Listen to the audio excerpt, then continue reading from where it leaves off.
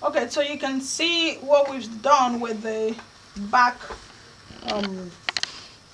We had them in 3 groups or 3 sections, so this is the back section, and this is what's happening. So the design is going like that, and then they're all going to end up on this side, this section. We have 2 more strands to go on the back view, but what I want you to pick up, remember we're working with colored hair, and the base of her hair is dark.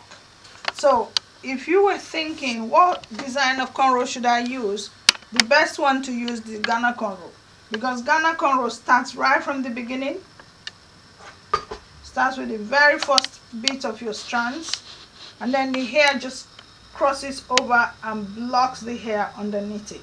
So you can see what's going on. You can only notice on the scalp that her hair is dark. If you've been very familiar with what's happening in the cornrow sector right now, everyone's so into this feed-in cornrow. Feed-in cornrow. Feed-in cornrow goes underneath, while the Ghana cornrows goes over. So if you were thinking of putting really extreme colors on your client's hair like we're doing, feed-in cornrow will not help you because it will show her natural hair. So again, are you used to Ghana cornrow? Ghana cornrow is what we're doing here.